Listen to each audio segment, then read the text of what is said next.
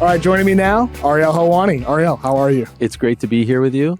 It's great to be here. Our first in-person chat when I'm a guest on your show. Yes. You were a guest on my show in person. We had Larry O.B. there. Mm-hmm. We were flying high about the Knicks. Everything came crashing down shortly thereafter. Are you still flying high today? Oh, we now? were, but in that moment. But in new season, are you now flying high? 8-5 to start. Mike Brown, new head coach. How are you feeling? I'm feeling pretty good. Obviously, hate the fact that Jalen's injured as we're speaking right now. Didn't play as well. No OG. Almost won that game. I really feel like we had multiple, I say we, but that's just the way I am. Okay. We had multiple opportunities to win that game at the end. Cat's fade away at the buzzer looked great. So I hate losing to the Heat. I will always hate the Heat. I loved how we played against the Heat on Friday. Landry Shamet out of his mind. Ian Eagle with the great call. I mean, Eagle was phenomenal during that game. Nets guy, shout out to him. But overall, I feel very good about the team. I love our depth. I love the way McBride is playing. Clarkson's been solid. I'll say the one surprise, honestly, has been Yabusele. I had very, very high hopes, and I still do, but he hasn't quite been as good as I thought he was going to be out of the gate. It's only 13 games in. We're very good at home. We're not so good on the road right now. Big road trip coming up. We're now game 1 of 5, but there's some easy, there's like Hornets, Mavericks, so we should hopefully do pretty well by the end of it. Overall, feeling pretty good, and I like Mike Brown. I consider him somewhat of an acquaintance, so I'm supporting him and rooting for him, and I hope that he succeeds. What are your early thoughts on the changes he's made to the system? Well, they're playing a lot quicker. They're moving the ball. I like that very much. Like I said, they're deeper. He's using the bench. There was a moment there where he was going like 10 deep. I think he's shortened it up a little bit to where it's like more like 8. Tyler Kolek getting a lot. Can I just say, I can't stand these courts. I mean, it's like the bane. NBA Cup it's courts. The bane of my existence. I'm sorry, it's just one shot there, but truly the bane of my existence. But I like the movement. I like how free-flowing it is, especially in this game against the Heat on Friday. I mean, they were running up and down the court. I'm a little old school in that, like, I don't love chucking that many threes. And I know they're saying, like, no, this is what we want, and we're happy with it, and God bless. It's not my like the brand of basketball that I grew up loving were the 90s Knicks. This couldn't be any more different than the 90s Knicks. And I'm not suggesting that they play 90s Knicks, hard hat, lunch pail, tough, rugged defense. It's a lot of threes. But as you're seeing here, like this is a run and gun style offense and very different than the one that we saw last year, which I think is made for some fun games. I mean, some numbers behind what you just said. Last season, the Knicks were 27th in the NBA with catch and shoot threes, 23.9 per game. This season, second in the NBA catch and shoot threes per game, 32.2. Some other big changes. Drives per game went from 16th last year to 6th per game this year. Love it. Last season, attacking closeouts to catch the ball behind the three-point line, attacking to the paint. Last season, 24th per game. This season, 7th per game, from 41 to 53 per game. Passes per game, 23rd to 5th. Wow. I mean, what a dramatic difference a coaching change can make. How do you feel about it? I think it's overall positive. You think it's working? Yeah, I do think it's overall positive. I think like the numbers, the results are going to be pretty similar to what it was before, but I think come playoff time, all these layers added to the offense, I think just adds so much more diversity in the half court that makes you harder to defend, harder to stop come playoff time. I agree. And ultimately, I think that wasn't exactly why the Knicks fell short, but I think it's one of the reasons why, and I think that's why the front office made the decision that they did. And so to see all these numbers this early, I mean that's a dramatic change. No, it's unbelievable. From 23rd to 5th in passes per game, 27th to 2nd in catch and shoot threes per game. It might be too much what you want stylistically, but it's a nice improvement from 27th at the least. To me, the most exciting thing for me is the bench production. Like there was a game I think it might have been the Heat game, or maybe it was the Memphis game, where I think we had like 65 bench points and we had nothing more than like, I think 52. And that was like an anomaly last year. Like the bench was awful, especially in the playoffs. The Pacers killed us when it came to bench production. So that has been really good. I mean, I think we could go legit 9-10 deep. And, we had Brogdon there for a second and I was like, wow, Malcolm Brogdon is our 10th man. This is crazy. Who knows what happened with that one? But overall, that's been amazing. And, the health, I don't know what it is. Every time OG like goes on a fast break, I always think he's going to get injured. There's something about the way he runs and falls. I always get worried. I get worried about Jalen all the time. It seems like at least once every 3 games, Jalen will fall. He'll twist an ankle. He'll go to the back. Then we'll have a shot of Rick Brunson following him to the back. Then Knicks Twitter will freak out. I will freak out. I'll say the season's over. We're never going to win a championship. And then he'll miraculously come back like nothing's happened. Like this legit happens once every 3 games. It's crazy. This time it was actually serious and hopefully not too serious. Hopefully he comes back next game. I don't know what the latest is. I haven't been on Twitter today, but hopefully he comes back. And overall, yeah, I think it's been great. And there's just little things about Coach Brown that I appreciate. Like I love to watch everything. So I think it was the Memphis game where he like sat down and he gave a shout out to all the assistant coaches. And you don't often see coaches do that. And this is like little nerdy stuff that I just enjoy as a fan, but it does seem like the vibes are good. And I'll be honest, the vibes weren't great at the beginning. Remember that Cat press conference where he was like so odd, ho-humming and what's like my role? I don't know my role. I'm confused. I did not like that. Seems like he's happy now. That made me sour on the team right before the even the season. I was like, what is this? 1,000% doing this. 1,000%. 8-5 isn't the best. I'm shocked by the Raptors. Like, I did not see this coming right now from the Raptors, and who knows if they can keep it up. But I think we'll win the Atlantic. And I think top to bottom, we're the best team in the Eastern Conference. Like, I'm not impressed with Cleveland.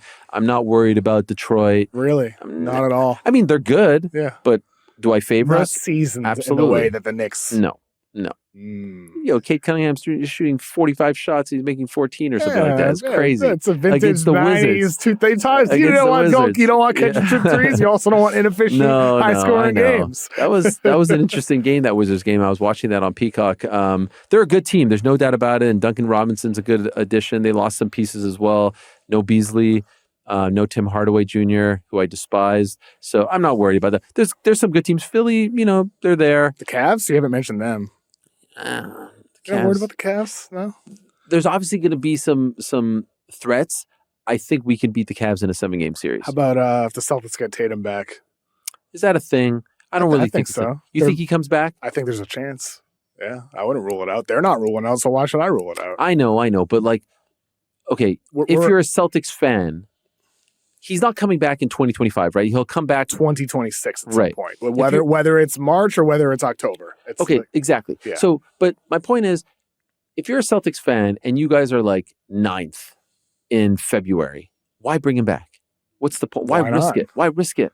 But why not? What if they're around 500 or a little bit above 500? Too soon for an Achilles injury, like to come back that quickly? Maybe. Or was it not a full tear? Where we led astray. It was. And so that's the thing. It's like, so Tatum wants to be like Kobe, right? Yeah. He wants to come back. The thing with Kobe is people forget he came back in 7 months and then he immediately got hurt. Yes. And he was out for the remainder of the season. So you need to be cautious. You shouldn't rush back. He shouldn't rush back. But if like 10 doctors. Much younger than Kobe. Much younger when it happened, yes. But like if every doctor says it's okay for him to come back, and if it's true that like the surgery has improved since Kobe had that, since he also had the surgery immediately, then maybe you think about it. Maybe you do. You think about it, but I'm not worried about them. I'm not sweating those guys. You think the Knicks should be worried about the Celtics? I don't think they should be worried about the Celtics because I don't think you should worry about things that aren't in your control. Sure. And like that's just so far down the line. It's a big if. It shouldn't even be a thought on your mind. But if you are talking about teams that could be a threat come April, May, June, or April, May in the East, well, maybe, the crazy thing is like if you end up being a 1 seed and they're an 8 seed, and that's like they could end up being an 8 seed and like the worst kind of 8 seed.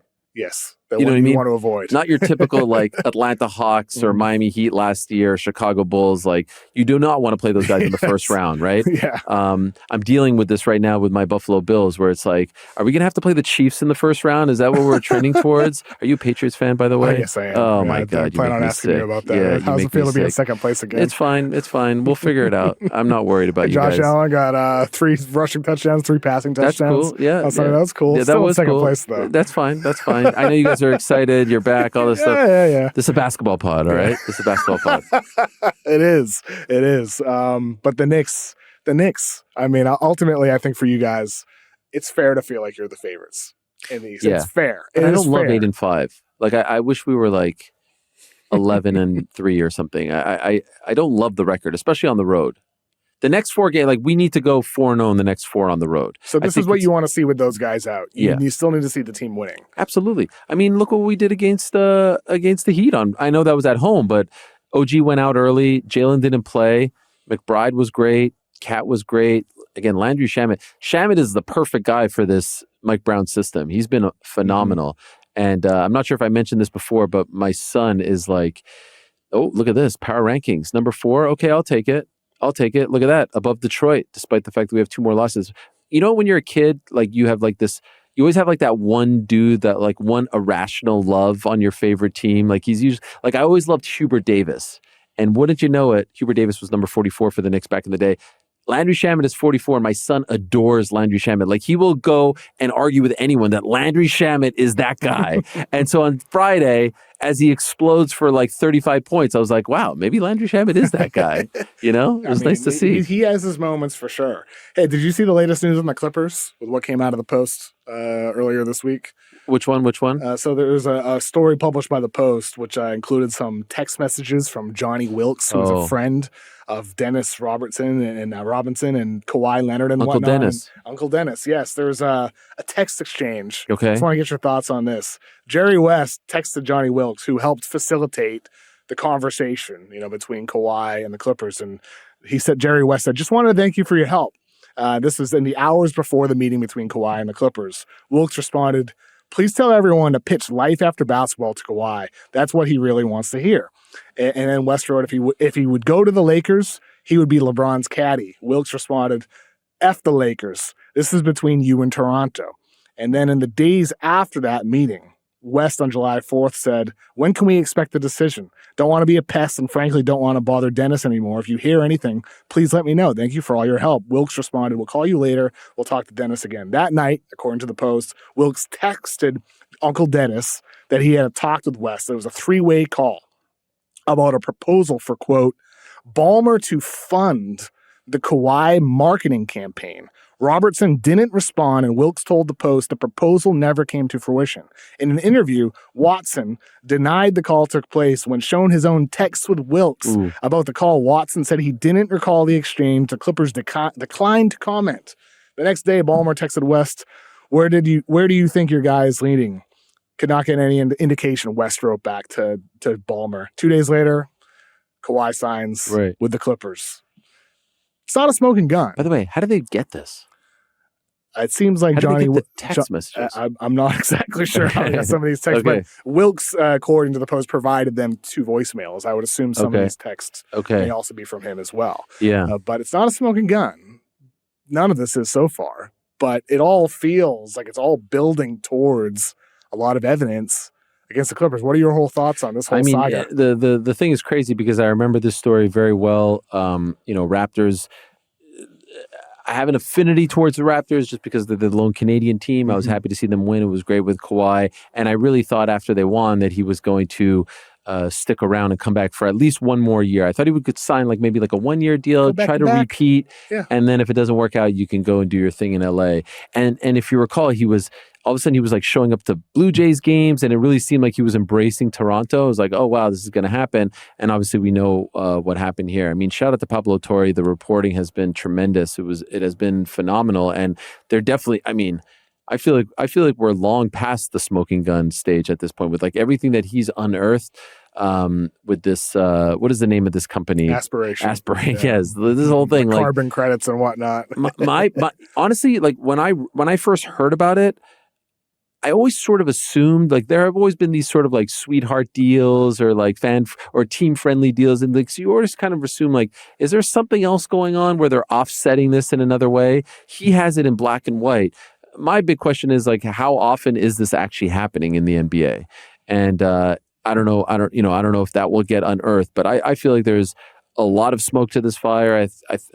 I believe everything that Pablo has said and reported, and I feel like Ballmer showing up on ESPN like a day later or 2 days later to address this and not address it with the guy who broke the story, because that guy is armed with all the information. I thought was a very telling sign. He tried to get ahead of it. I don't think he did a great job of getting ahead of it. And I feel like there's just more and more stuff that is coming out that would lead one to believe that there was something amiss here. It's all trickling very slowly. And it's like not like this is just a new thing. 5 years ago when Kawhi first made the decision, there's stuff about he asked them to buy him a house, right? That was all public stuff, like rumors and whatnot, and nothing came of it. But it's not like this is a new thing.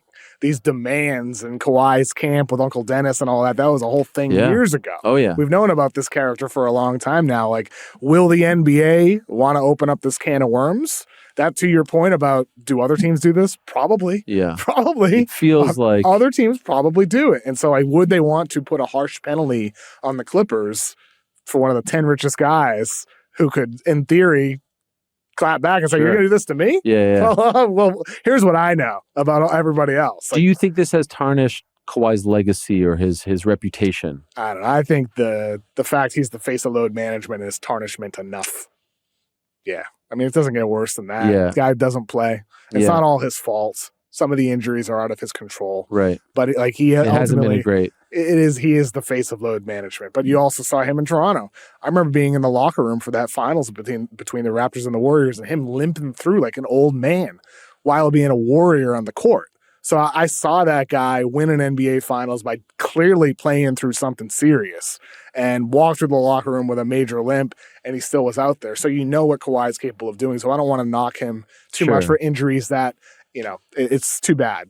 But he is the face of load management. So you think that's a greater knock on his legacy and reputation than this? I mean, how much of this is him versus Uncle Dennis doing some nefarious stuff, and I don't know. You think doing it without his consent or knowledge? Like the Ohtani stuff? I was literally just going to, and obviously very different. Very different. But yeah, could be. I mean, we don't know all the details. Ultimately, we don't. 100%. I find it sometimes hard to believe that it's sort of like to a degree, it's sort of like when guys say like, oh, I didn't know that, was in that pill that I took, right? And I'm like, like your body is worth hundreds of millions of dollars. You best know. And if you didn't know, then you're an idiot. You know what I mean? Like, and so I feel like they kind of know everything that's going on. I don't think that their head is in the sand when it comes to these things. There's too much money. There's too much at stake. Their reputation and these guys care about what people think of them. And so I don't think that they're just going to now this is different. Uncle Dennis, they've been, they're thick as thieves and all that stuff. But like, I have a hard time believing that things are happening without his knowledge. Yeah, I would think so. And I mean, that's the whole thing with like, people got mad on social media for Pablo Torre suggesting, well, Ty Lue's connected to all of like Chauncey Billups stuff. He's always popping up in these stories, and people got mad at him for connecting Ty Lue and Chauncey Billups when Billups is the one being arrested. Ty Lue, so far, no evidence of him doing anything wrong. Exactly. So people got mad at Pablo for that.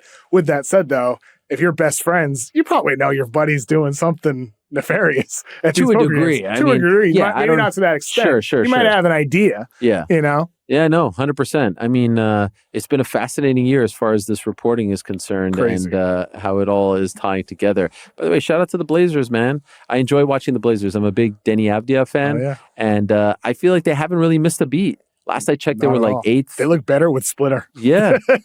Like imagine maybe losing. the coach was doing more than we even know. But it was weird. I watched their one game recently. It was them against the Magic, and it was actually the game that the Magic came back and won, like at the buzzer. But Splitter and Bjorkgren were both like standing at the same time. And as the story is, like Bjorkgren didn't want to take the job because he's close with Billups, right? I believe so, yeah. But it felt like he really wants the job. And so like to see two guys standing was a little bit weird. But yes, they have looked good, and I really enjoy watching Avdia play. He's been amazing. He's so versatile. Yeah. He does everything on the floor. He's a great defensive player, versatile. He can handle the ball from the perimeter. Amazing. Cut off ball, move, screen, does I watched all everything. of the Eurobasket. I was so into the Eurobasket. We were in Europe. It was fun this year. It was so much fun. And he did such a great job for Israel. And like I thought he really shined. They ended up losing to Greece in the quarterfinals.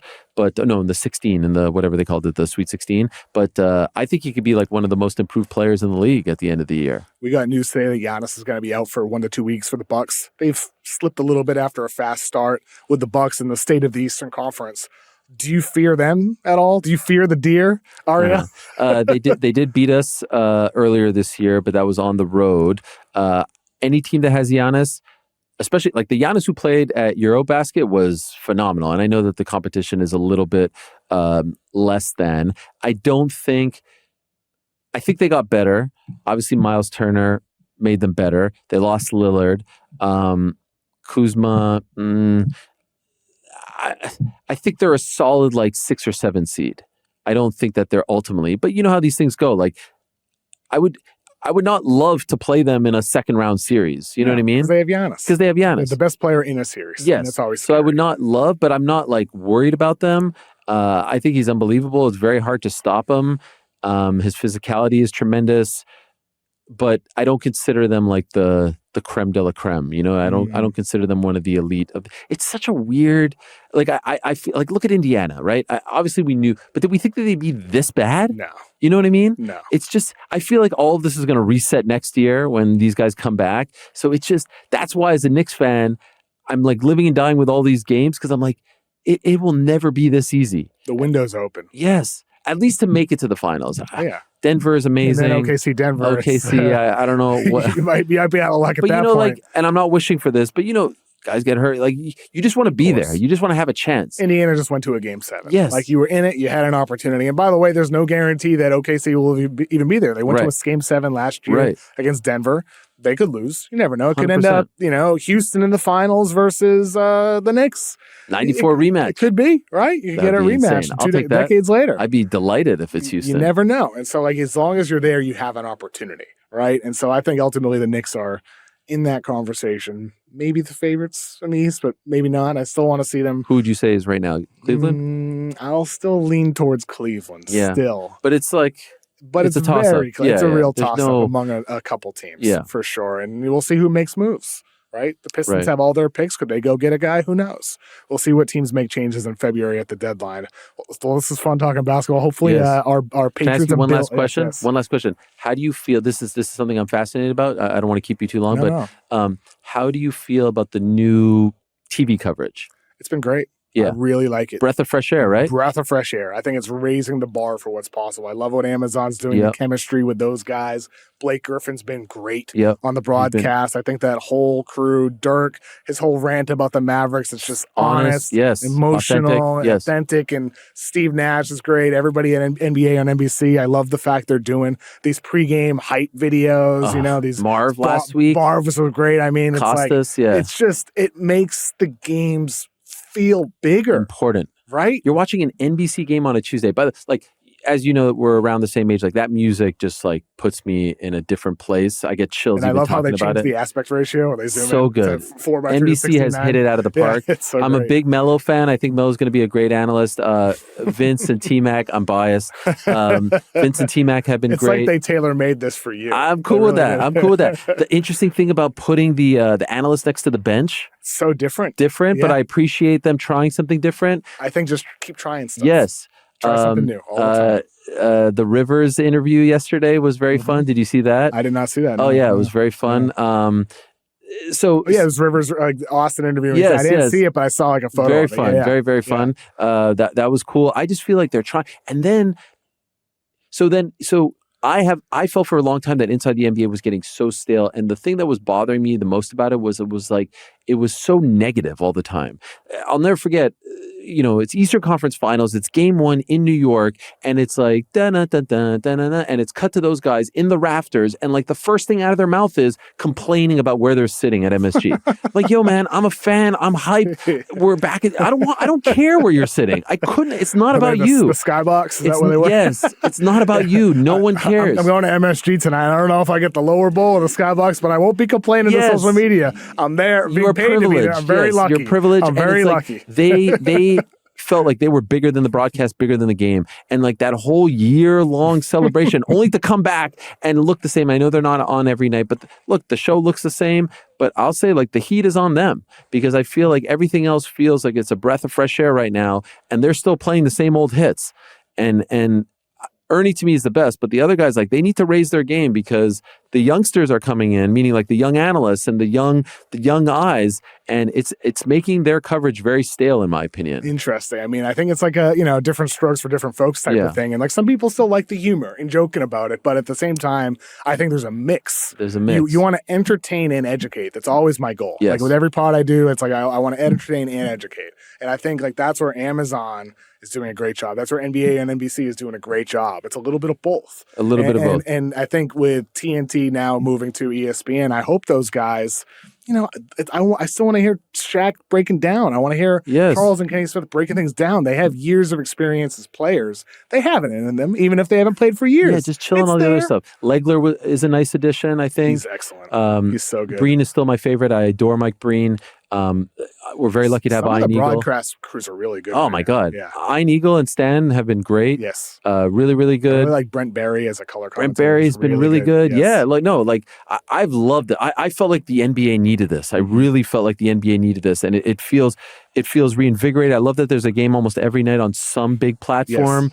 It actually worked out. I was a little worried about, different platform every night, but it feels like there's something big every night. Yes. It's I don't know. It seems like an improvement after actually experiencing I'm very excited. it. I think it's been great. I'm really pleased. And yeah, just seeing NBC back, like I just sit there and watch everything, and I'm like, I can't believe it's NBA Showtime, and I can't believe that music, and it's just amazing. And the little tip of the caps to the old days. Yes. I can't wait for even like people are complaining about the Jordan stuff. I don't care. It's 4 minutes of Jordan at halftime. Also, great. It's cool. Yeah, man. It's cool. It's Michael Jordan. Yes. How often do you get to hear Michael Jordan talking about anything? Yeah, it's great. It's great. Tariq's 4 minutes been is awesome. a long time. Yeah. Tariq's been great. And you know who I want to hear doing one of those cool pregame intros soon? Noah Eagle. Oh, yeah. He's got a great voice. He's awesome voice. Let's have the new generation do some of those as well.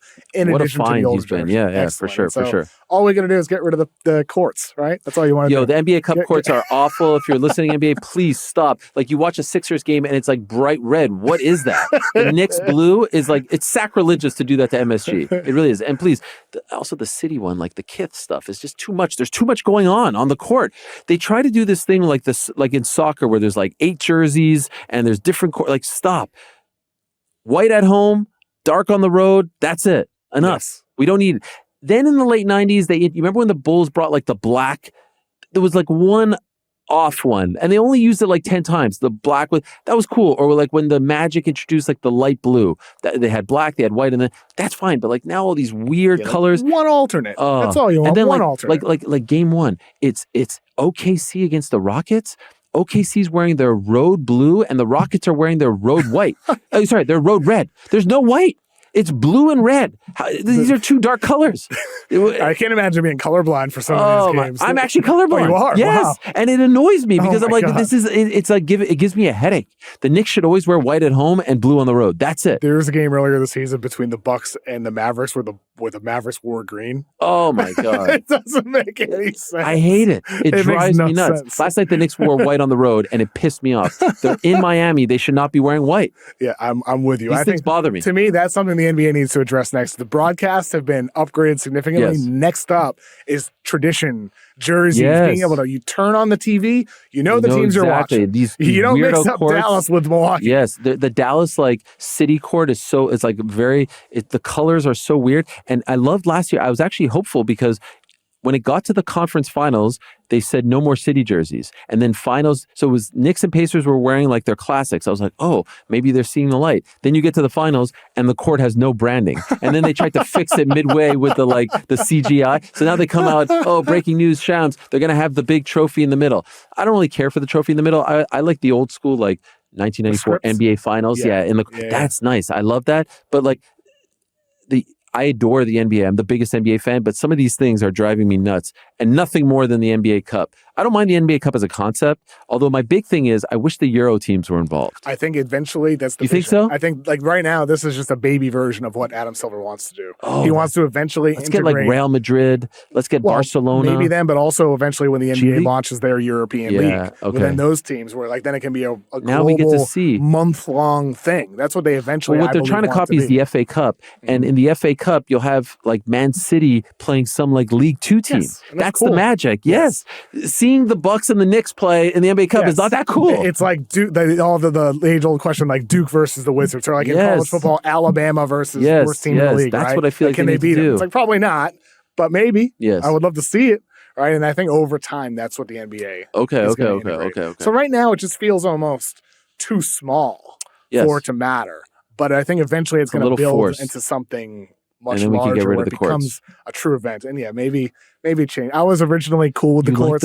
Like the courts? But now I'm at the point where it's like I like some of the courts they have are like a regular court color with just different look Like, why not just But do this that? whole thing where it's like painted a different color is insanity. Get rid of it. And the trophy in the middle. The fact that they would put the trophy in the middle for NBA Cup and not for the NBA Finals is insanity. Blew my mind last year. But this year, I'm glad they're bringing back the Larry O.B. for the NBA Finals, and maybe it'll be your Knicks there. Maybe. And maybe in January, we'll see Patriots-Bills in the playoffs. I don't think you want that.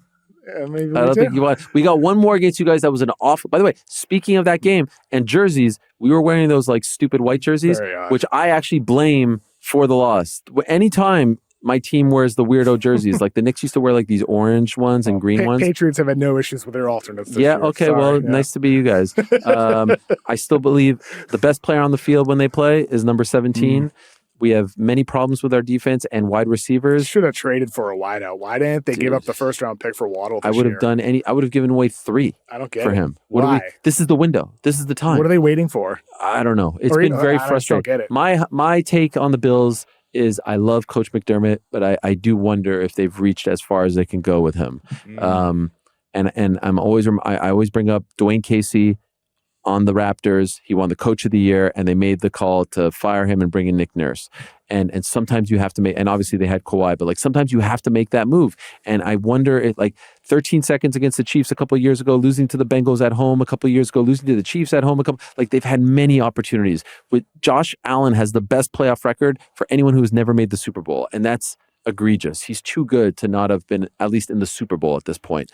So yeah, when I watched that game, I was like, oh, wow, like Drake May looks like Josh Allen. Like the way he was scrambling and making something out of nothing, he's very good. And so I'm just being like bitter Bills fan right now.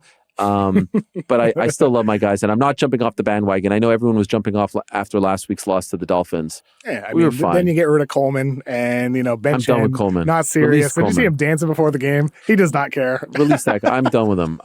The reshaped wide receiver room could be a lot better. Yeah, Shavers.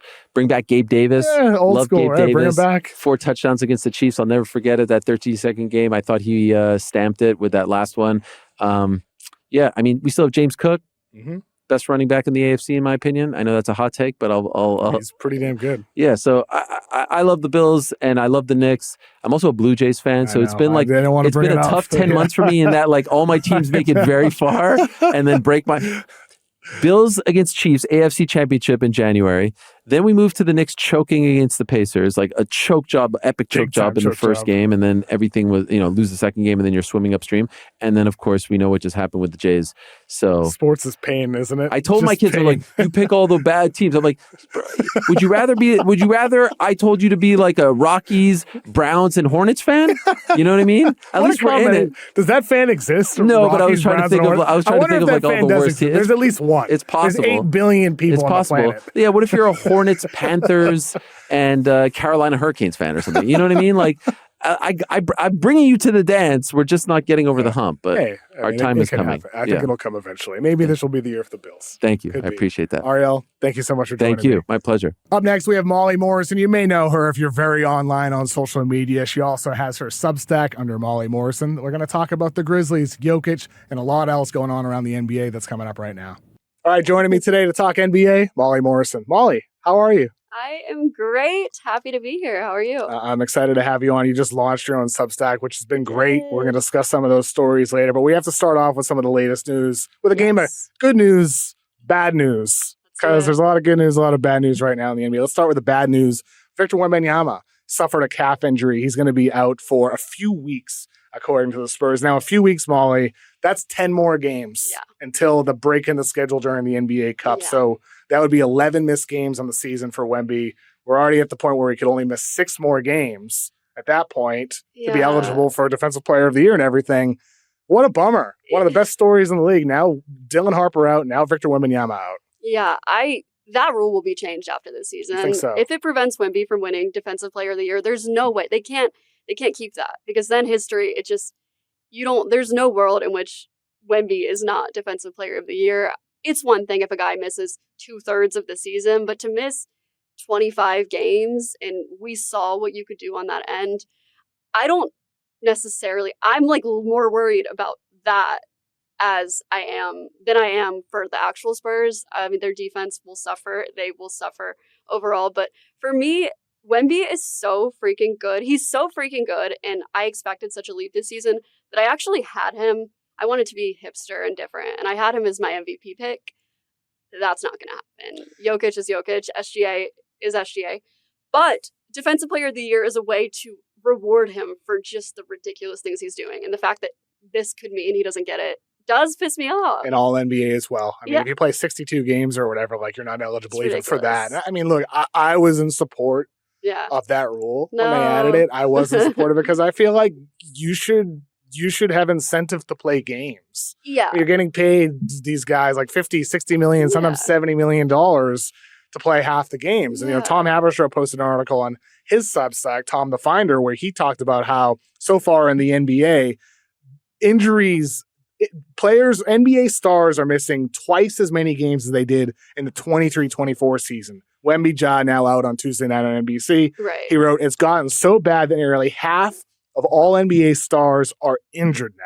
Yeah. It's just like, it's wild this early season. Are players just taking off until December when the season really begins, or is this just bad luck early in the year? I mean, they play so much, and it's such a, whereas baseball, they're playing all the time, but the game isn't quite as physical as the NBA. Of course they're going to get injured. Like, I am actually a believer in a shortened season. I also am a realist, and I know that's not going to happen, and I'm not out here rallying for it to happen because I probably should. I think not just for injuries, but like quality games matter more. Oh, absolutely. I am not an NFL fan, but the thing I envy the most about the NFL is the way that these games are on the same nights. There's a few nights a week that everyone's watching the same things. I hate 12-game slates. They're fun, but none of us are watching the same thing. I love nights where there's just one game, another game, another game, 3 games. My favorite slates, we're all watching the same games. You risk the blowouts, the not fun games, but when you're a real sicko, you enjoy watching every team. And I just think that's how people learn about players. That's how people actually watch games. For sure. And I think, look, we're recording this on Tuesday afternoon. We haven't seen the Wemby-less Spurs and the Ja-less Grizzlies face off on Tuesday night, but like, that game's just going to have a hell of a lot less interest with these guys out there. And I'm sorry, like, you people aren't tuning in for Zach Edey against Luke Cornett as much as they would be Wemby defending a John Morant pick and roll. They took Hawks Pistons off of to put Wemby and Ja on, which obviously backfired. They should be able to put it back. With the Pistons as winners of 10 wins in a row. We'll talk Grizzlies and Pistons a little bit later. Good news from last night. Paul George debuted for the Sixers. Bad news, he wasn't great. 9 points on 9 shots, but it's good news that he's back.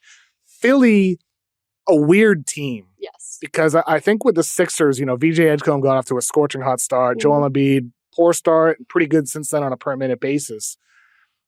Do you see the Sixers as a team that, with a healthy Paul George and hopefully with a healthy Embiid, as a team that does deserve still finals consideration? Yes. You do? Yes. I love the East this season, which is the first year in so long that I'm saying that. And it makes me sad that teams like the Pacers and the Celtics, you never know, don't count out Jason Tatum, are fading away, because it would be even more fun if those guys were in the mix. But I had the Sixers higher than most people did going into the season. I have a soft spot for Joel Embiid, and obviously they're being a lot more careful with his minutes and making sure, you talk about playing, not playing. Like, if they're playing him, they can't play him the way that a normal player is played.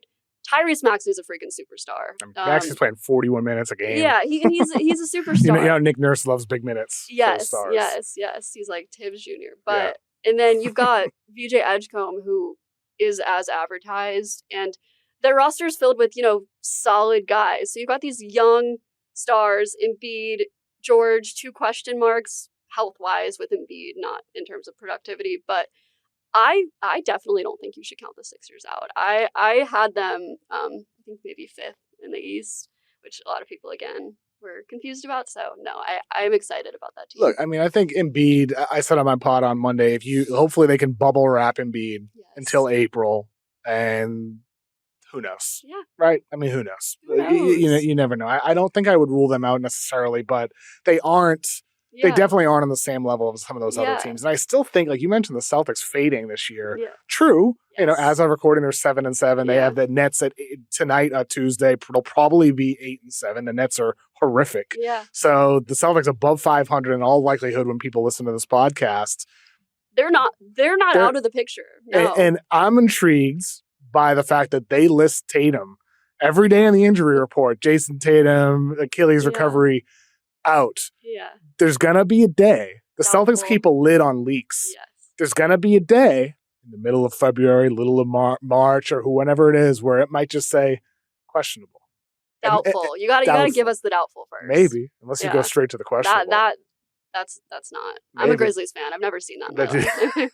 But that could drop someday, and then when that drops someday, that's going to hit hard. Yeah. And then suddenly the Celtics will be back in the finals conversation. Yes. So to me, like I look at like the poly market odds, the BetMGM's odds and all that for finals. I see the Celtics like very, very low down there. Worse odds than the Clippers. Get out of here. I mean, no. Let's be serious. I'm not ruling out even the Celtics. That to my point, to get to the point about the Sixers, there's so many teams in the East that I'm like, you can make an argument for. Yeah, and I didn't even mention Jared McCain when talking about them. He's another young, bright star. Mm-hmm. So I agree. And with the Celtics, it's funny. I went to Boston. We'll talk about the Grizzlies later, but I went to Boston and watched the Grizzlies face the Celtics. And Peyton Pritchard and Derek White were not shooting well before that in this season. They were struggling. And I was like, I think that's the team we are now. We're the team that gets guys out of their slumps. And sure enough, they're back. Peyton Pritchard. I mean, you never worry with guys like that. They're going to be fine. They'll figure it out. But yeah, I completely agree. When I say the Celtics are kind of taking a back seat, it's not to even count them out because I do think the East is that interesting. They're just not one of the top interesting teams at this current second. But there's no teams like even the Raptors are interesting. You know, they're interesting. Not a contender, but interesting. But interesting. But interesting. I'm such an East hater in the past, so it's exciting and rare that I'm like, wow, the East is more interesting to me than the West. Really? Season. Why do you think that is? Because to me, the West is still the conference that I look at as like the champion's going to come out of this side. I agree. Yeah, I agree. So yes, I think the two best teams in the West are just worlds better than everyone else. And then I think the East, there's more teams that I'm like, oh, could they make a sneaky run? Because to me, it's so inevitable in the West who it's going to be. Sure. The Thunder or Nuggets is what you're saying. Yes. And Rockets. Oh, no, I meant the Grizzlies. Of course. Speaking about the West, some bad news or good news if you're a fan of the Oklahoma City Thunder. Bad news, the Clippers lose again on Monday. The Clippers are now 4-10 on the season, which gives them, as of today, a 26% chance of ending up with a top 4 pick. But guess what? The Clippers don't have their own pick. The Thunder have the Clippers pick, as we've talked about in this show. One thing I'll say, Molly. Yes. I can't imagine the Clippers going to be as bad as some of the bottom feeder teams in the league right now. The Nets, Pelicans, Wizards, and Pacers all have 1 or 2 wins. Yeah. Kings at 3-11, Mavs at 4-11, your Grizzlies, the Hornets, and the Clippers at 4-10. Yeah. I can't imagine the Clippers, once they get Kawhi back, even if he plays a third of the year, falling as far as some of those other teams. But we did see what happened last year. The 11th best odds go up to number 1, and that's where things are crazy. Okay, well, the Clippers don't look like a playoff team, though. No, they don't. But I do want to give James Harden some credit because he's been really good despite them losing. And I also Norman Powell, like, they lose him. He was so important. I don't know. I struggle to understand the direction that they're going. It's like they're not contenders, as you say, but it does seem like James Harden is good enough to, of course, the playoffs are sometimes a different story with him. We don't know which James Harden we're going to get, but he is good enough to really contribute and help a team. So I hate to see him being sort of wasted. I love Zubats as well. So yeah, it's a weird one. Kawhi, also we can't just ignore that there's a lot of distraction happening. So I was higher on the Clippers last season in the postseason. I was like, you know what, that's my sleeper, and I was like, this is why you don't bet on the Clippers. You and Michael Pina, the Clippers supporters always. Michael Pina over at the Ringer every year. Oh, talk myself into the Clippers. I'm not even a supporter, but I just they had me. I don't know. I mean, look, on paper you can look at the Clippers. It's always talk yourself into it when you look at the names on the paper. But I don't think they're as bad as 4-10. Yeah. I don't think they'll be as bad as 4-10 at the end of the year, but they don't look like a playoff team to me. Like I think which is the worst thing to be when you're not. Well, and you don't have any of your own picks. Yes. Like there's no. That's why, like you say, you don't understand the direction because it's like there's only one direction, and that's doubling, tripling, quadrupling down on this what they're building right now. And which so I think why it doesn't make sense. It's just like this will be a topic all year long unless the Clippers somehow get back into the playoffs. The fact the Thunder have their pick is just the most amazing thing. I just can't get over it. Every day I go to Tankathon and I have some fun clicking simulate lottery and see who moves up. No. And the fact that the Thunder could end up with the number 1 pick when they might exceed the Warriors' 73 wins. We talked about Wemby like breaking basketball. Sam Presti has broken the GM world. I mean, he has taken this new world where, free agency struggles and all of those things. And he has been like, oh, actually, here's what you do. You draft a guy, you draft another guy, you have 1 million picks, and you just keep building. Oh, also, you just, like, they're so good that guys like Josh Giddey, who didn't fit on the team, we're not even looking like, oh, he's an all-star now. They got rid of him. No, I mean, they needed to. He didn't make sense. Why would they trade Giddey for Caruso? Nobody's saying no, because it's just like they have too many people. It's phenomenal. The way, and what's frustrating is you can't even be mad at it. It's like, because he's done it so correctly, the way they've built the team and just the way they play. I mean, I struggled for a bit because they really were what the Grizzlies wanted to be, and they just completely, they're not even the same stratosphere of team. And not even close. I can't even be mad anymore though, because they're so damn good. And it's truly, it's the same story every night when you watch them. It's like you think, oh, maybe this team might actually beat them. And then it's like, oh no, they can just turn that extra gear on and make it so you can't score. And without Jalen Williams. Who was without an all-D guy last year. It's just... It's disgusting. It really is one of the most masterful runs we've seen from a front office in any sport. It's just like not an exaggeration to say that when you can integrate AJ Mitchell and like a second-round pick, out of Santa Clara, and then he suddenly looks like the most improved player of the year after barely playing at all last year. And the fact that last year they're able to, go with a stretch without Isaiah Hartenstein, a stretch without Chet Holmgren, and they still managed through that and win 68 games. And this year they're without J-Dub on pace for 75 or 76, whatever it is at this point. It's just they have so many guys. I forget who said it, but I saw somebody say, like, if you split the Thunder in half, both those teams would make the playoffs. Like, that's true. Yeah. It is true. And it's like, as a Grizzlies fan, I talk so much about, rotations. Oh, this guy's out, so this guy needs him to be unlocked. But like you said, they just seamlessly flow into this offense and defense that works so well together. It's like watching their defense. It feels like you're watching ants just moving all together in unison. Connected one brain, like that type of thing. On a string, and you've got these two bigs who are like 7-footers, switching and guarding on the perimeter. It's like, what do you even do on teams where you're looking at one guy to be the answer? They have 7 guys that are the answer, and then when one guy's out, another guy's back. And J-Dub, I am such a fan of his game as well. So, like, when we're talking about how unbelievable they look, it's essential to mention they don't have their second best player, second best scorer.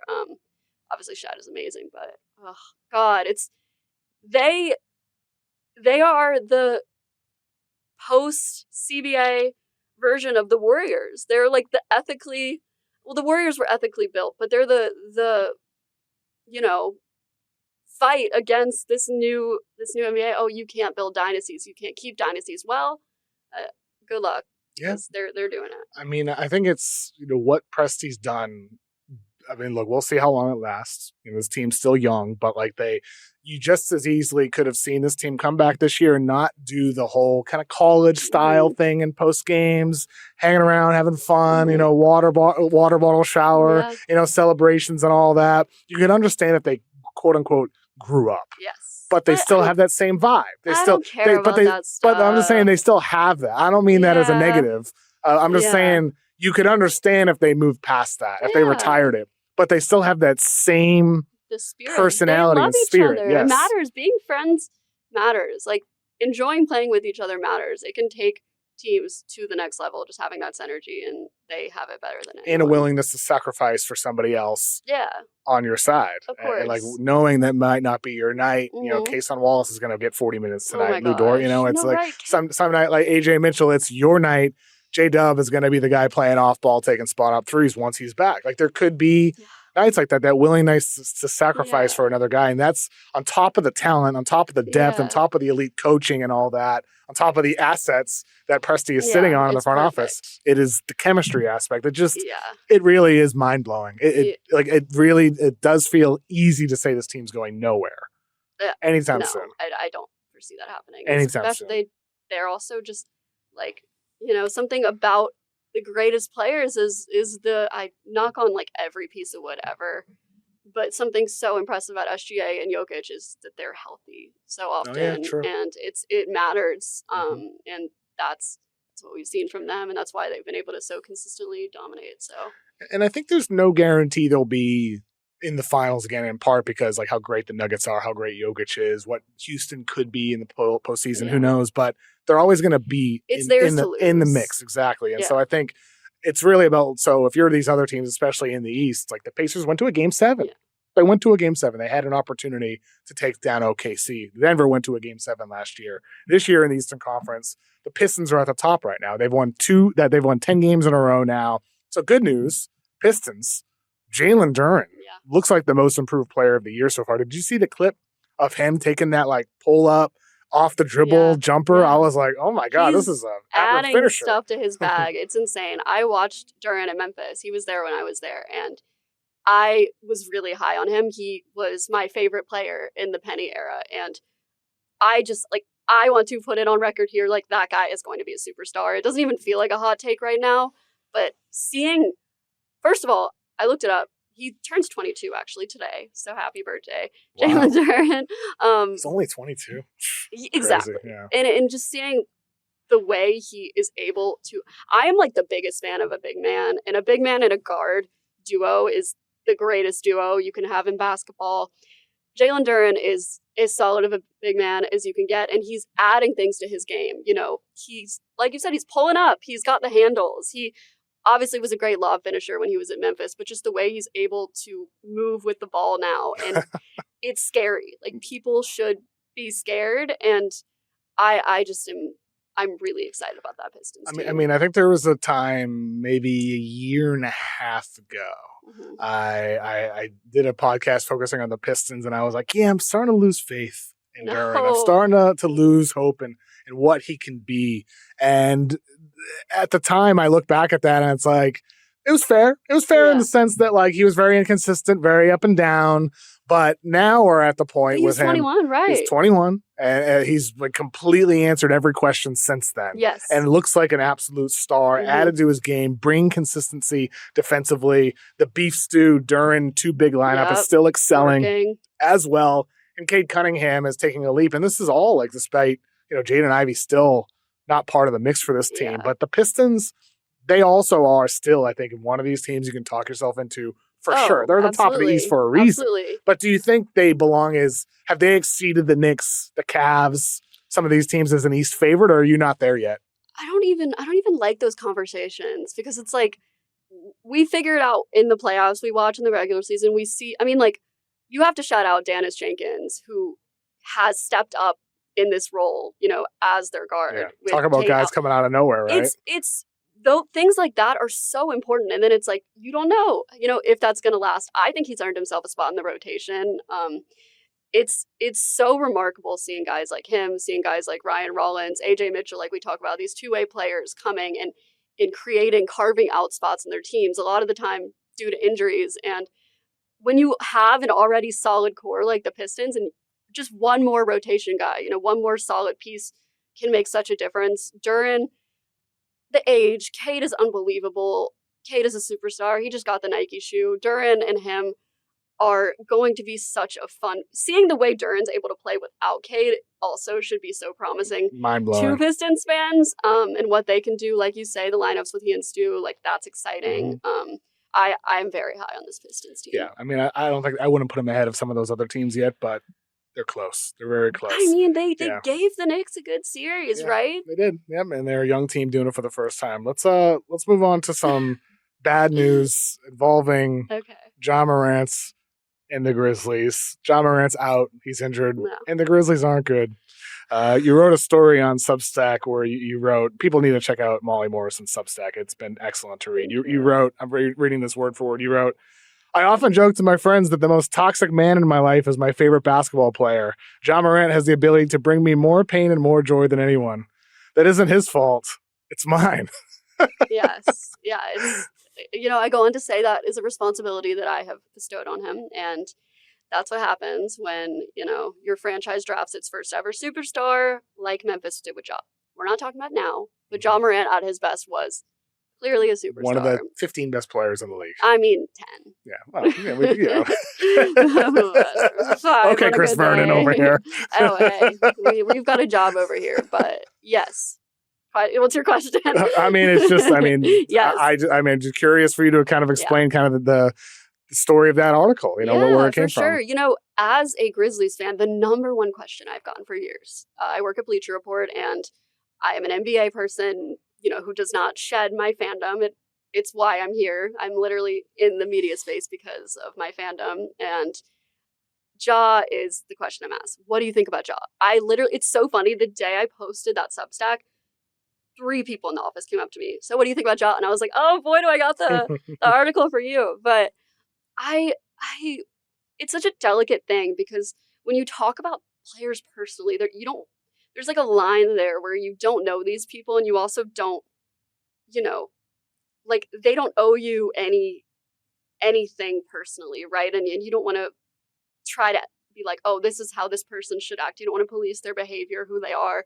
Again, you don't know them. But I just wanted to talk about Ja purely from the lens of a fan who has, after everything, still wanted the best for him. And I think that there's a lost art to loyalty in the league. It's a lot of people that might be fans of players forget what it's like when you're a fan of a small market team and somebody comes in and brings you that joy. Ja Morant came into Memphis. He had the signature shoe. He has Memphis tattooed on him. He loves Memphis. And meanwhile, and this isn't to diminish anyone, but you have Zion in New Orleans who there's always these stories. Oh, does Zion want to be in New Orleans? Does he want to be in New York? And it's no one's responsibility to go that extra mile and be like, I am a New Orleans lifer. Like it's purely extra. They don't need to do that. And Ja always did that. And Ja Morant, I always see Nuggets fans talking about Jokic. I'm so jealous of them getting to watch.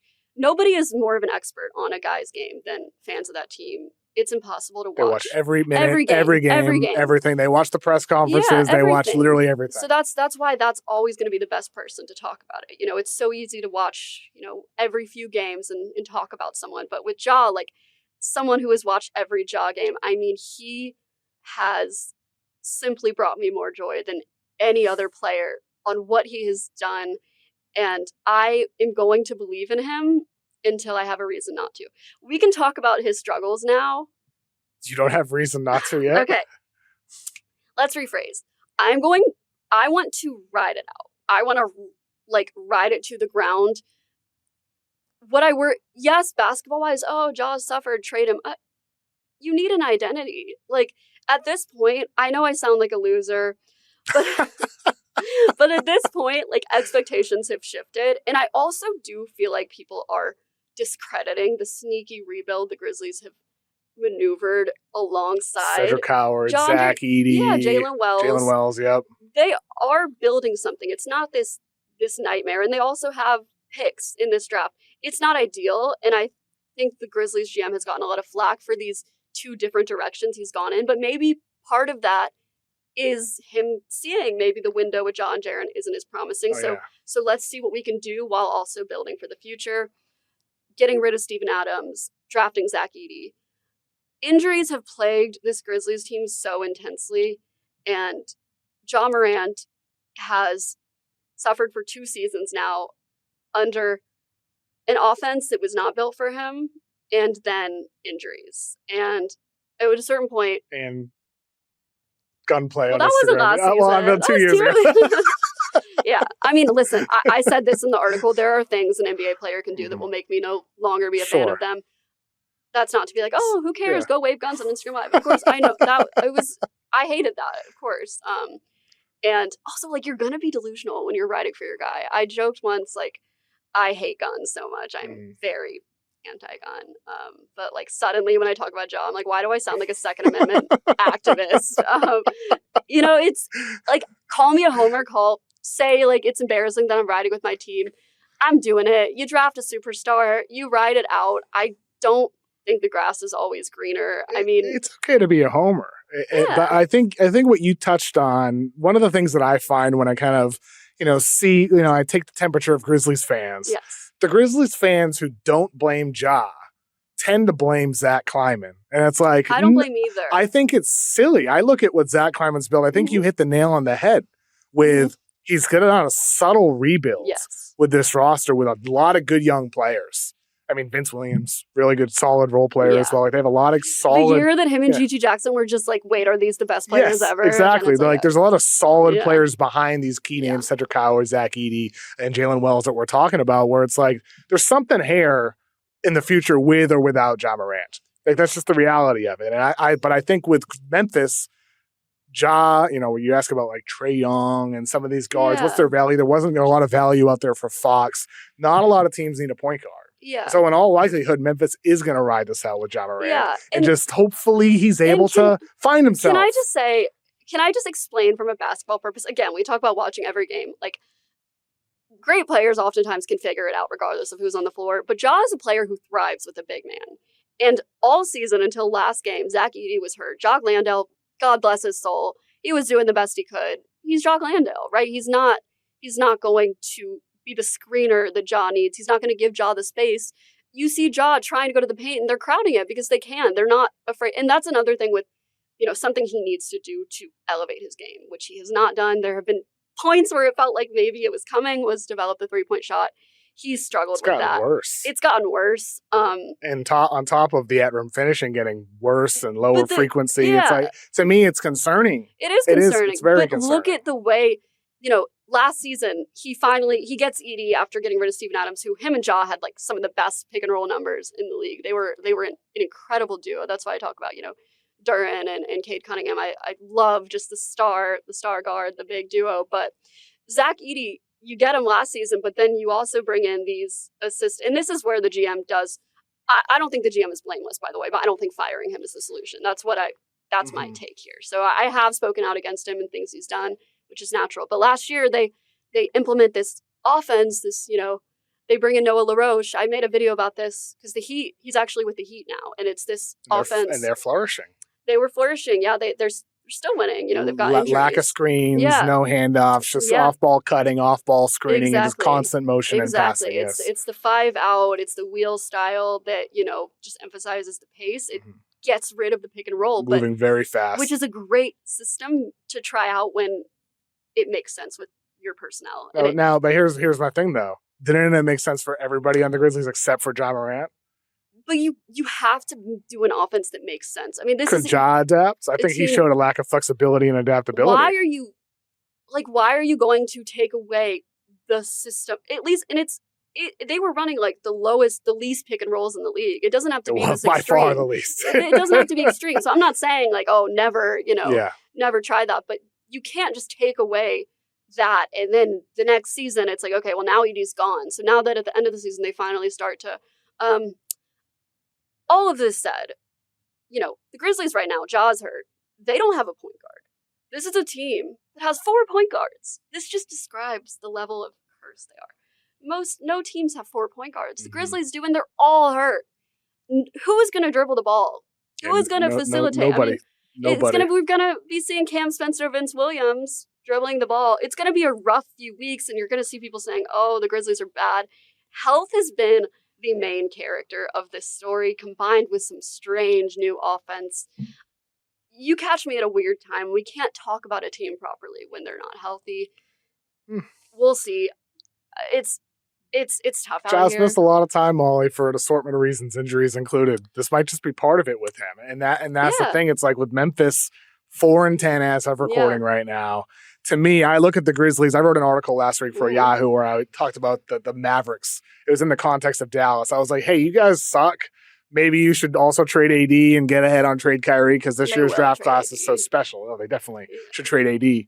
With Memphis, it's not the worst thing in the world to get another lottery pick this year. It's just not. Like, this draft class is loaded at Tuesday night. Again, like later tonight, you'll hear it the day morning after, but I'm going to see Kansas against Duke, Darren Peterson against Cam Boozer. They're not trading Ja. Like, well, I'm not saying to trade. You don't need to trade Ja to suck. You suck anyway. Yeah, we suck.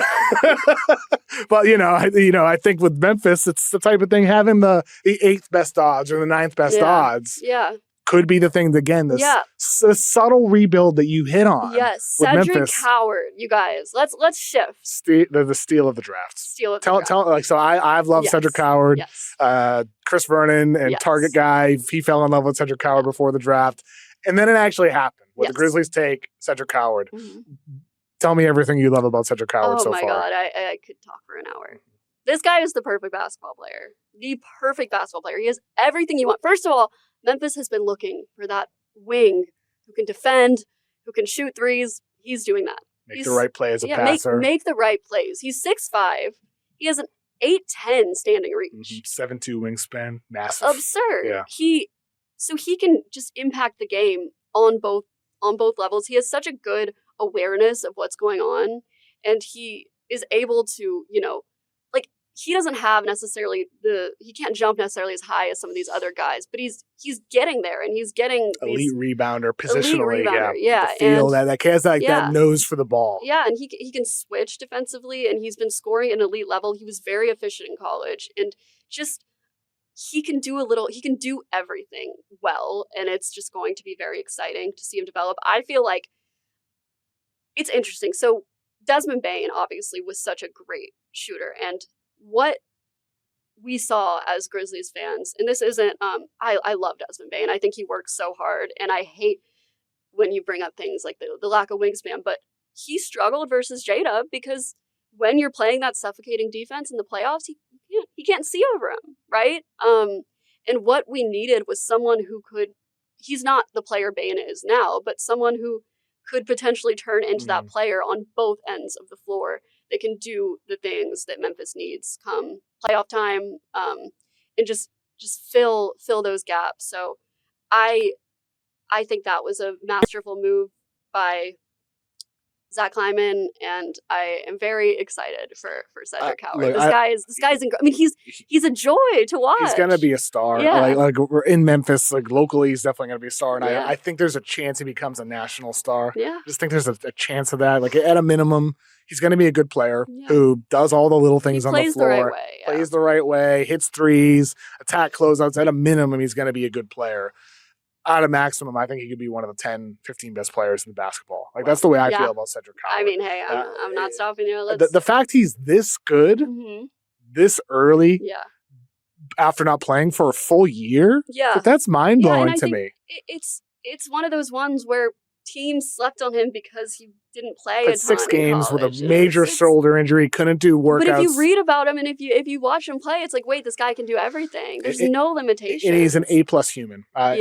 Listeners of my podcast, if they heard my interview with Cedric Howard earlier this year, it's like I'm talking to someone with like 70 years of wisdom. Like he's just so mature and just has such a bright head on his shoulders. I think, like I said, I think everything around Ja is right in Memphis. It's just Ja's going to figure it out. And I hope, people think I'm some Ja hater. Like, I'm a Ja realist. I told people I was doing this podcast, and they're like, Kevin O'Connor. I mean, I'm a Ja realist. When Ja was at his best, I welcome Ja criticism. Yes. I am not abandoning, the side of the franchise superstar who has been screwed by, who I am shamelessly making excuses for her. Absolutely. That's the thing. You can't get me with that. You can't get me with, I spent 8 years with Verno. I know about shamelessly making excuses for the Memphis Grizzlies. It's okay. Like, I'm not sitting here claiming to be not biased. I also enjoy all the other teams in the league and am able to speak about them. That's all that matters, A little good news for everybody besides you.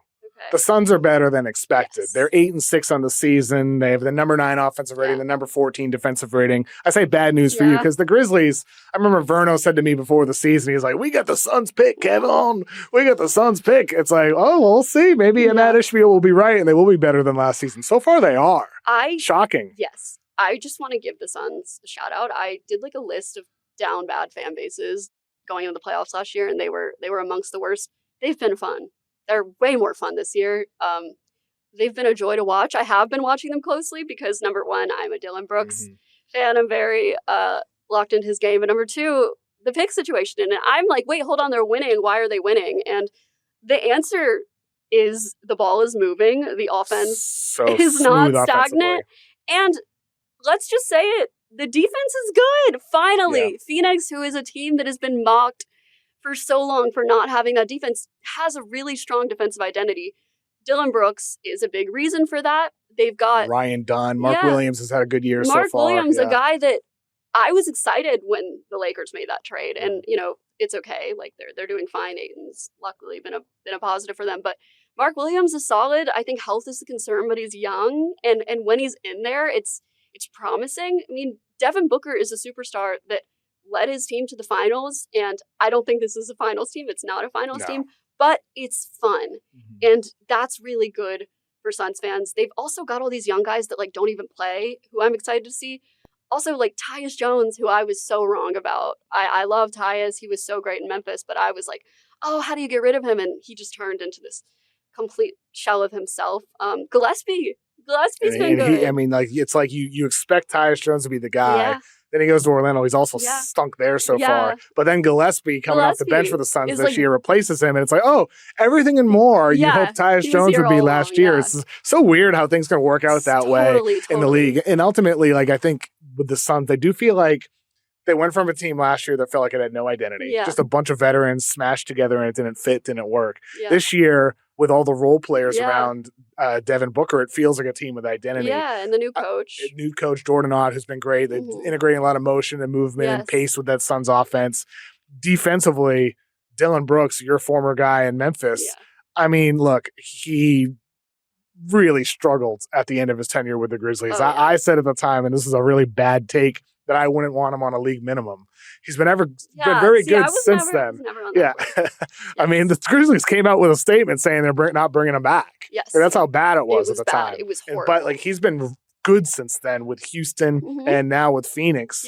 And he's part of building this new culture up for the Suns. And you know, I've always like had a good relationships with Suns fans because I was like, oh, they're the bright future Suns many years ago when they were struggling, and I really was high on Devin Booker at a time a lot of people weren't. But like I think now I feel happy for them again because it's like they can feel like there's something there. I mean, like that. There's joy. What you described with the Grizzlies, with that kind of like that subtle rebuild, is sort of what's happened there when you talk about Ryan Dunn. You draft Kaman Malawat. You get a number of young guys, Kobe Brea, who hasn't played much yet, but a lot of solid young players. Grayson Allen, also, I've been a huge believer in him. I mean, that's like the best shooter you could say in the league. You know, top 2, top 3, just pure shooter. He's incredible. Royce O'Neal. He's having a big year, almost 20 points per game at this point. Yeah, he's amazing. And there are questions with how Jalen Green will be integrated, but I'm more excited, I think. He'll add some of that explosiveness. Could be good for him in this situation with Jalen Green. I worry about Dylan Brooks because he's so excited, right? He's playing with this joy that he's like, they want me to shoot because like they don't have their number 2 guy, so I can shoot. So I'm like, when they give him the yellow light, what is that going to be? But no, he'll be good. I think he's got a lot to prove. Like you said, things ended really badly with Memphis. Another situation where I do think there's a lot of people to blame. I'm not pointing a finger to anyone specific with how that ended. I do think that he will not be returning under any circumstances was unnecessary. But yeah, I mean, he was providing again, he was my favorite Grizzly. He was the culture. He was the heartbeat. And he was also providing a lot of really loud noise at a time that we wanted it to be quiet. And it was very distracting. You know, it's like with these culture guys, Dylan, you lose Dylan Brooks, you bring in Marcus Smart, didn't really get a chance to stay healthy. No. Going back to your Ja article, you mentioned in there that you have a video of Marcus Smart that you gatekept, that you did not release to the world. Can you tell me about this video? Even if you never released the video, what happened? Why did you gatekeep this video? I was sitting behind the Grizzlies bench, and they were getting destroyed. And Marcus Smart goes on this legendary cinematic almost speech. Think like David Fizdale, take that for data power, but just a rant against your team, being like, you're all ass, virtually. Just a lot of F-bombs, it was powerful, it was intense, and I'm right there in a position just recording it, and you could hear everything he's saying. And it's funny because you could see, like, someone got a video from like 15 rows back, and you could see me, like, people knew I was there just like this, and so people were like, oh, like, where's the video? And listen, I am not in the business, like, my integrity is I'm not a journalist. I have no journalistic integrity. I'm a writer, I'm a creator, I'm a storyteller, I'm a fan. And I will always choose, like, there's a lot of things I don't do, things I don't post that could go viral. Why would I be bringing that into the space? Why would I be bringing a video of my team getting humiliated that only I have the power to do, that would embarrass my team for to go viral? Because it would have gone viral, it would have gotten aggregated by those accounts. I don't care. It's not important to me. And yes, so that video has been seen by, I don't send it to anyone. I'll show it to people when sometimes, but it's a really good video. And you know how the internet is, memes, and that would be a reaction video. Like, he's yelling, "This is effing horror. This is effing embarrassing." I'm not giving that to the internet. You know what I've seen? Yes. Not that video. I've seen long time ago. Someone showed me a photo of Brian Colangelo Okay. in a gym Okay. reading the story about him with the burner accounts. It was a photo taken. Shout out to Adam Aronson, Sixers Adam. It was a photo taken of him reading that story at a gym. You could see him looking at his phone with the cover photo of that Colangelo has burner account story at a gym. That is and that's I've never that's one of the I do not have the photo on my phone. It was shown to me by somebody else. Yeah. But boy, what a picture. That's, you see, and that person had their reasons, you know? It's like people are so focused on, like, to be clear, I would post a photo if I had the photo. No, but I didn't take it. There are reasons to post things. There are reasons not. It's so easy to, like, I want to say to the Grizzlies, like, do you see what I've done for you? Like, I swear, like, I joke, like, I am their PR. Say that to Ja. Do you see what I've done for you, Ja? I am like a PR manager. No, I'm kidding. But yeah, it's funny. I chose to. I understand. It's the Grizzlies fan. Did you keep it? Is it like in a folder? Okay, so you didn't delete it. Okay, just curious. You wrote another article on your Substack. The lessons of Nikola Jokic. The best basketball player in the world is hiding from you. Why we struggle to articulate Nikola Jokic's greatness. And it was about kind of the topic of how people say, like, Jokic doesn't love basketball. Yeah. Okay, can you describe what you wrote in that article? Yes. I get so frustrated when people talk about Nikola Jokic, who, by the way, is the most fantastic basketball player in the world. Because I feel like people don't understand that not everything is a persona, right? This I don't care about basketball gimmick that he puts on. First of all, of course he cares about basketball. He just doesn't care what you think about him. And the most perfect example of that is he has no social media accounts, which is, as I say in the article, it's a form of rebellion in the current era to be the greatest player and also have no social media accounts, to prefer existing, off the grid. He has said, when I'm done, I want to be gone. I don't like people taking pictures of me. And I just think that it does a disservice to everyone to act like it's not possible for somebody great to not exist for you and for clicks and to be great. And I just really appreciate who he is and what he is, but the league wouldn't be fun if it was every superstar was a Jokic, right? It's not that he's better in that way. I just think that there is a huge lack of it's these bored, he just wants to be with horses. Oh, horses are his favorite thing. Of course they are. Like, he can love horses more than he loves basketball, but that doesn't mean he doesn't love basketball. He's not sickly devoted to basketball in the way that it's all he does. It's all he cares about. He wants to, when he's done playing, he wants to be a broadcaster. He wants to disappear. He wants to play. He cares. You see how engaged he is. He's literally so locked in that he's got this beautiful gift of being able to see everything on the court. Even on the offense is what gets talked about, but even on defense, it's like where he isn't, he's notoriously not as good. But you see him high bar to breaking- be as great Yeah, defensively as he yeah. is offensively. You Yeah. see him just breaking apart the court. He sees things before they happen. And I love everything about his existence. How, I think I mentioned in the room, it's like he plays so gracefully, but he trudges into rooms. His whole existence is just, it's an anomaly. And I think that it's really, really cool to have a player that breaks this barrier of what we expect from the greatest stars, especially in a social media era. I think also with Jokic, part of it, I've had conversations with people like, that have been in and around him and around Denver and all that. They're like, he loves basketball. Of course he And like they does. say, like, what he really loves most is competition. Yes. He loves winning. He loves Yes. competing. He loves the feeling of improving. Yes. And I think like that kind of, like if you put a Venn diagram up of like horse racing and basketball, like there's a huge overlap Yeah. with the competition Yeah. and the team building aspect. You can't be that great if you don't love it, and if you No, don't want to impossible. win. It's Impossible. You can't. It's just people don't. It's like because of how obsessed we are with basketball, it's almost like you need them to be more obsessed vocally and to validate this fan experience. But in reality, like people, also like I think a lot of that is like very American. This everything is an ad. Everything he's selling us. They're constantly selling us things, and he's just more nonchalant. He wants to go home to his family. He wants to go home and and his horses. I'm just such a fan of his, and I also everyone wants everything. Like some of these conversations about guys are just frustrating. I don't understand why we have to oppose everything. Just who someone is. Even Jason Tatum. I hated all the jokes are one thing, like there's funny jokes, but even this idea like the Colin Coward, and I shut my eyes and I visualize Tatum. I see nothing. Yeah. It's like let the guy That was a legendary take. the guy be nice, uncool, and love his son. Like that's okay.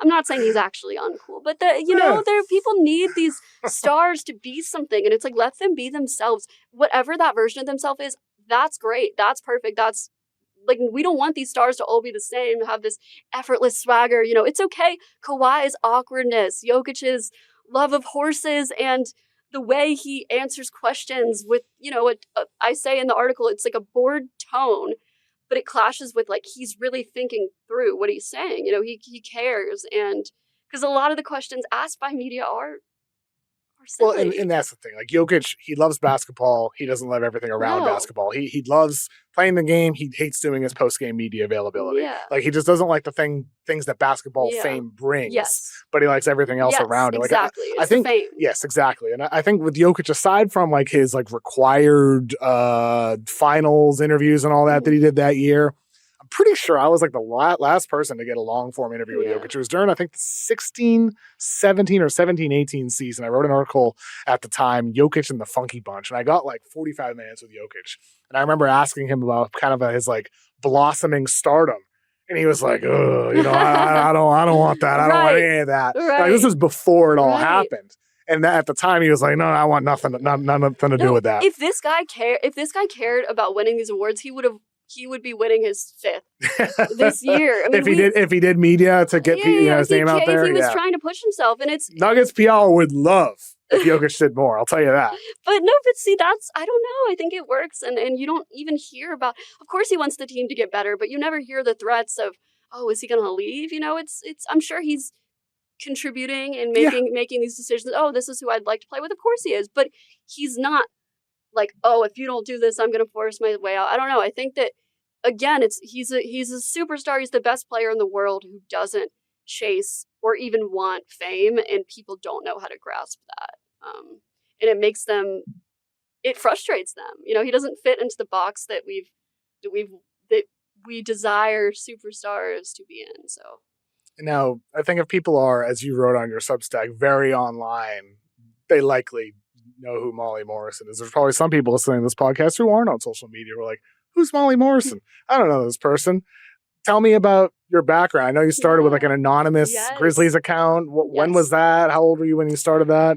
So I was 12 years old, 13. You're supposed to be 13 to make a Twitter, an X, Twitter.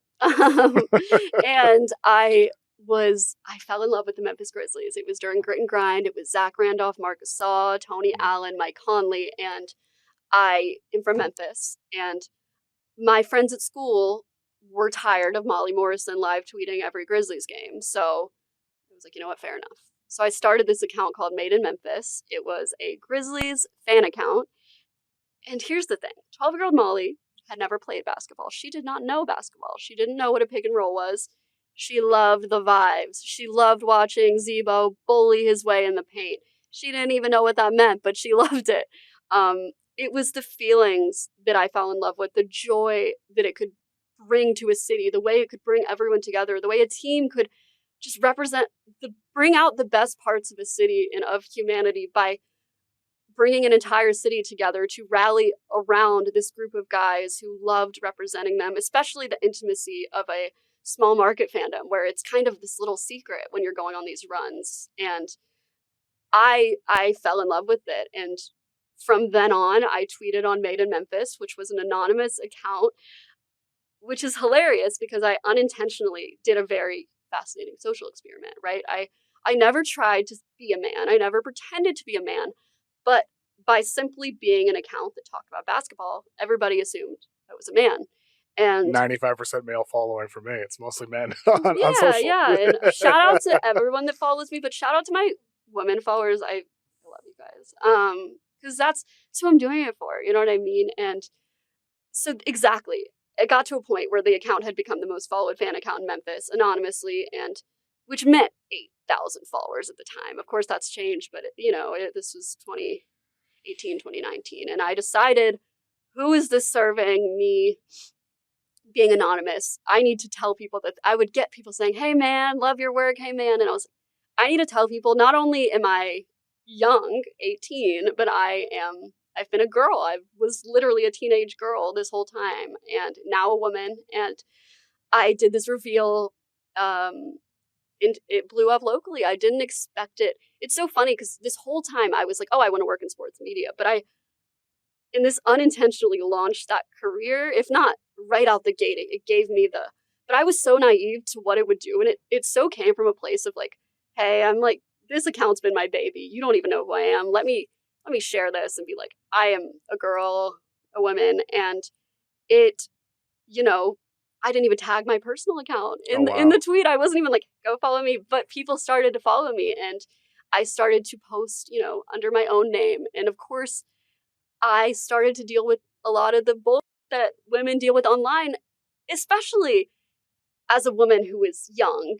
I'm still young, but when you're 18, 19, you're a little more reckless with what you're saying. You're not thinking, okay, like maybe if I make this slight critique on this team, I will have 100 fans calling me names. Like, it's like now I think about these things, but it opened me up to this world, and it really taught me, because I was protected during the most vulnerable years of my life by this anonymity, and it taught me a lot about how life is existing as someone who is perceived to be a man on the internet versus a woman. And yeah, now Made in Memphis, I decided to just say goodbye. I now tweet under my own name about the whole league. Of course, Grizzlies is my focus. You're working my at specialty. BR and all that yes, now too, yeah. And I am working at Bleacher Report. I'm a associate producer there, and we're creating NBA content.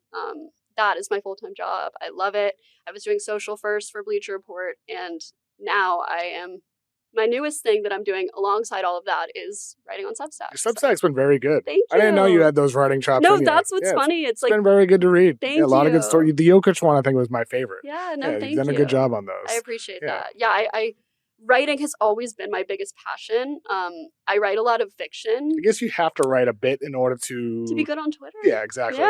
Yeah, and it feels so good to be doing that publicly, and I'm just excited about where that's going to go. And it's for me, it's this thing that I'm doing for me, which feels really good. You said fiction? Yes. Oh, yes, but it's cool because I can blend that style. Like my dream is to write a feature story on Kevin Durant. I have the concept. I want to do it about the internet. I already have so much of it written.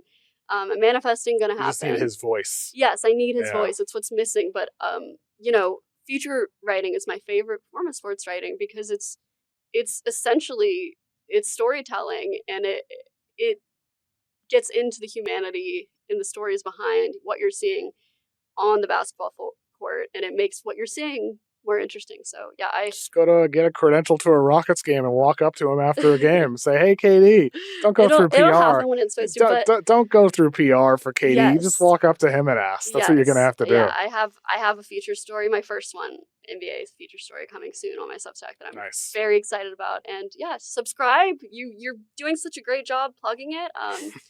You know, it's fun. I like to think that I'm bringing, a unique voice to the NBA media space. So.